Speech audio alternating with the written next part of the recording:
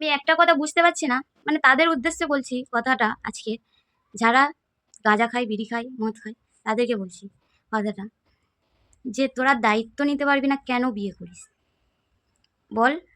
না, একটা বেবি হওয়ার পরে, মানে কেন কথাটা বলছি, আমাদের পাশে নতুন ঘর এসেছে। তারা মানে একটা বেবিও আছে। বাচ্চাটা দেখলে মন খারাপ হয়ে যাবে। সে বাচ্চাটা আছে, তার বাবা মদ খায়, গাঁজা খায়, কোনো কাজ করে না।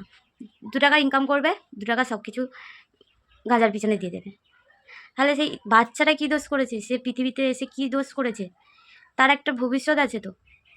এই সময়টা তার প্রোটিন জাতীয় খাবার, পোশাক-আশাক, মানে একটা মার যেরম দায়িত্ব বেড়ে যায়, বাবারও সেরম দায়িত্ব বেড়ে যায়, তাই না? একটা দেশে থাকলে কি চালটা কিনতে হয় না, জলটাও কিনতে হয় না, কিন্তু দিল্লিতে আছি ভাই, শহরে আছিস, সব কিছু কিনতে হবে। আর মাস গেলে ঘরের বিল, কারেন্টের বিল, এগুলো তো অবশ্যই দিতে হবে। তুমি খেতে পাও আর না পাও, এইগুলো না দিলে চলবে না। মাসের শেষে মালিক এসে ঘর ভাড়া চাইবে। তোরা কেন দায়িত্ব নিতে পারবি না? বিয়ে করিস কেন? গাঁজা খাবি, মদ খাবি, সেটা তো বিয়ের আগেও করতে পারিস, বিয়ে না করেও খেতে পারতি। তখন কেউ কিছু বলবে না, ঝগড়া করবে না, অশান্তি করবে না, তাই না? সেটা তো বিয়ের না করেও করা যায়। সেই বাচ্চাটা দেখলে মন খারাপ হয়ে যায়, সত্যি মন খারাপ হয়ে যায়। তার বাবা তার মাকে বলছে, বাচ্চাটার মাকে বলছে, তুই কেন কাজ করিস না? ভাই সময়টা দে, কাজ তো করবে।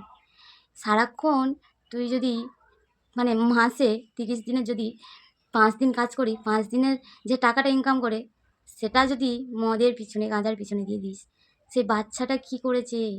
তারও তো খাওয়ার আশা থাকে।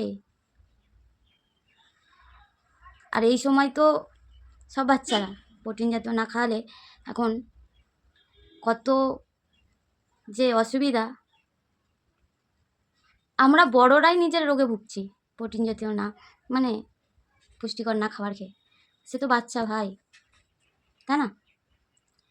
আমি ভিডিওটা এই জন্য করলাম, সত্যি খারাপ লেগেছে, বাচ্চাটার দেখে মন খারাপ হয়ে যাবে এরকমই।